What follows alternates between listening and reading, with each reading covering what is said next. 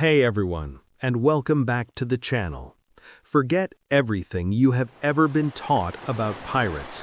Forget the chaotic, rum-drunk madmen stumbling across wooden decks in Hollywood movies. Today, I am taking you into the real history of the Golden Age of Piracy. We're going to look at this fascinating era through a completely different lens. We will examine the cold, hard economics and the analytical logic behind pirate societies. Believe it or not, the pirates of the late 17th and early 18th centuries were not just reckless thugs, they were highly rational, calculating businessmen. They pioneered democratic constitutions long before most modern nations did. They managed their floating criminal enterprises with the precision of a modern corporate boardroom. As we dive into the brilliant economic framework highlighted by scholars like Peter Leeson, you will see that piracy was an organized, logical response to a very harsh world. Are you ready to see how a band of outlaws managed to create a functioning, highly profitable society without any state law? Let's set sail. To truly understand why someone would choose to become a pirate, we must first analyze the economic market conditions of the early 1700s. Picture the year 1713. The War of the Spanish Succession had just come to an end. During this massive conflict, the British Royal Navy employed roughly 45,000 men. But with the arrival of peace, that number plummeted drastically to just 15,000. This left 30,000 skilled, battle-hardened sailors completely unemployed and desperate. The maritime labor market was suddenly flooded. These men had to find work on civilian merchant ships, but life in the merchant fleet was an absolute nightmare. Merchant captains operated as absolute dictators. They were authorized by wealthy absentee owners in London to maximize profits at the direct expense of the crew. Captains fed their sailors rotten food, frequently withheld their hard-earned wages, and beat them mercilessly for minor mistakes. Listen to the defiant words of the pirate William Fly. Right before he was executed in Boston in 1726, he did not show a shred of fear. Instead, he warned the merchant captains in the crowd. He told them to pay their sailors on time and to stop treating them like dogs. This was the harsh reality of the era. When these sailors mutinied and took over ships, they were not looking for anarchy. They were essentially conducting a rational labor strike. They wanted fair pay, decent food, and basic human respect. Given the choice between starving on land, being abused on a merchant vessel, or taking a massive risk for a massive reward, going pirate was a highly logical, economic decision. Now, here is where the analytical genius of these outlaws truly shines. How do you organize a large group of heavily armed thieves without them instantly turning on each other? If you have no government police force to maintain order, how do you prevent total chaos? The pirates solved this fundamental issue through pure democracy. Long before the United States or France drafted their famous democratic constitutions, these uneducated sea bandits implemented universal suffrage. Every single pirate on the crew had a vote. They democratically elected their captain. If the captain proved cowardly in battle or became too bossy, the crew simply held a vote and immediately removed him from power. But the pirates understood a deep political truth.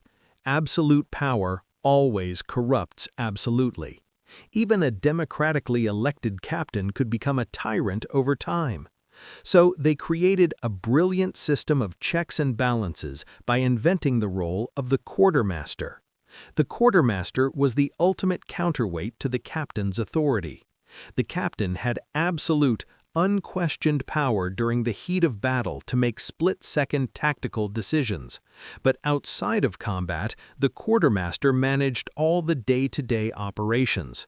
The quartermaster divided the valuable loot, allocated the food rations, and served as the chief judge in all crew disputes. If a captain wanted to punish a disobedient crew member, he could not just order it, he needed the explicit approval of the quartermaster first. This strict separation of powers kept the leadership in check. It ensured that the ship operated smoothly, fairly, and profitably.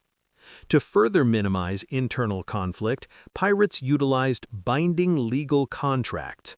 Before a pirate ship ever set sail, the entire crew sat down together and drafted Articles of Agreement. Every man had to swear a solemn oath to obey these specific rules. They usually swore on a Bible, a cutlass, or a loaded pistol. Let me give you a prime example from the famous Captain Bartholomew Roberts. He was incredibly successful and captured hundreds of ships during his career. From an economic standpoint, his pirate code was designed to eliminate negative externalities. Article 3 of his code strictly banned gambling with cards or dice for money. Why would outlaws ban gambling? Because gambling leads to debt, debt leads to fierce fights, and internal fights destroy the teamwork required to capture a prize. Article 4 mandated that all lights and candles be extinguished at exactly 8 o'clock at night. If you wanted to keep drinking, you had to do it up on the open deck. This practical rule prevented a drunken pirate from accidentally dropping a candle in the hold and blowing up a ship full of gunpowder. Furthermore, bringing a woman or a young boy on board was strictly forbidden. Breaking this rule was often punishable by death. The pirates knew from experience that romantic jealousy would literally tear their business apart from the inside. All physical quarrels were completely banned on board. If two men had a serious dispute, the quartermaster would take them ashore. There they would fight a formal, regulated duel with pistols and swords until the first blood was drawn. It was a ruthless system, but it was highly structured and incredibly effective. We also have to talk about how they structured their pay. In the modern corporate world, the ratio of CEO pay to average worker pay can be 300 to 1. In the British Royal Navy back then, captains took massive cuts of prize money while sailors got pennies. Pirate ships were radically different. They operated on a strict no prey, no pay basis. If they found no loot, nobody got paid. But when they did capture a prize, the division of wealth was incredibly flat. The captain and the quartermaster usually received just 2 shares of the loot. Essential officers like the surgeon and the gunner received 1.5 shares. Every regular sailor received exactly 1 share. This equitable financial structure created a massive incentive. Every single man on the ship knew that his personal hard work would directly result in personal wealth. But perhaps the most shocking innovation of these outlaws was their healthcare system. Picture a pirate losing a leg to a flying cannonball during a fierce engagement. What happens to him after the smoke clears? Does he just get tossed overboard to save food? Absolutely not. Pirates invented one of the world's very first systems of workers' compensation. They had a functioning health insurance plan centuries before modern governments implemented similar concepts. In the codes of famous captains like Henry Morgan and John Phillips, there was a specific guaranteed payout schedule for severe injuries. This money was paid out of the communal treasure before the rest of the loot was ever divided among the crew. If you lost your right arm, you received 600 pieces of 8. A left arm was worth 500. Losing your right leg brought 500, and an eye or finger was worth 100 pieces of 8. To put this into perspective, 600 pieces of 8 was equivalent to about 6 to 8 years of total wages for a standard merchant sailor. This was a massive financial safety net. And if the disabled pirate wanted to stay with his crew, he was given much lighter duties. He could work as a cook or keep watch from the deck. The economic logic here is brilliant. By guaranteeing financial security, the crew was heavily incentivized to fight bravely and take huge risks during boarding actions. They knew that even if they were terribly maimed, they would never face starvation or extreme poverty. Now, let us analyze their brilliant marketing strategy. Yes, I am talking about the Jolly Roger, the infamous black flag featuring a white skull and crossbones. Why did they fly it? It was not just for aesthetic flair. It was a highly calculated signaling mechanism. From a pure business perspective, pirates absolutely hated fighting. Naval combat is incredibly expensive and risky. Cannonballs destroy the very cargo you are trying to steal. Gunfire damages your own ship, requiring costly and time-consuming repairs in hidden bays. Most importantly, battles kill your highly skilled crew members. A rational, profit-maximizing pirate wants to capture the prize without firing a single shot. So they used the Jolly Roger to build a terrifying brand. The flag sent a clear, undeniable message to the target ship. It said, "We are pirates. If you surrender peacefully right now, we will spare your lives. But if you resist us, we will destroy every last one of you." And this tactic worked flawlessly. Most merchant captains quickly realized they were outgunned. Knowing the pirates' terrifying reputation, they surrendered immediately. The pirates got the valuable loot, the merchants kept their lives, and no capital was destroyed. To maintain this brand credibility, pirates sometimes had to use horrific tactics against captains who foolishly resisted. But this was not just senseless cruelty. It was a calculated investment in their terrifying reputation. They actively wanted the newspapers to write horrifying stories about them. This ensured future victims would surrender much faster. You might be wondering, did people actually volunteer for this life, or were they forced? While movies show pirates kidnapping entire crews, the reality is very different. Conscription, or forcing sailors to join, was incredibly risky. Forced men were unmotivated and likely to start a mutiny. A great historical example is the story of Philip Ashton. He was a fisherman captured by the notorious pirate Edward Lowe in 1722. Lowe's crew tried everything to make Ashton sign their pirate articles. They offered him riches, and when that failed, they threatened him with extreme violence. But Ashton bravely refused to join them. He suffered for months as a forced laborer on the ship. He did the heavy lifting and endured constant abuse, before finally managing to escape to a deserted island. Pirates strongly preferred willing volunteers because a cohesive, dedicated crew was essential for survival. Forced men like Ashton were the exception, not the rule. Most sailors joined happily because the pirate conditions were vastly superior to the merchant fleet. Another fascinating analytical point is the demographics of these ships. During an era when the brutal transatlantic slave trade was at its absolute peak, pirate ships were remarkably progressive. On some pirate ships, up to 25% of the crew were black men.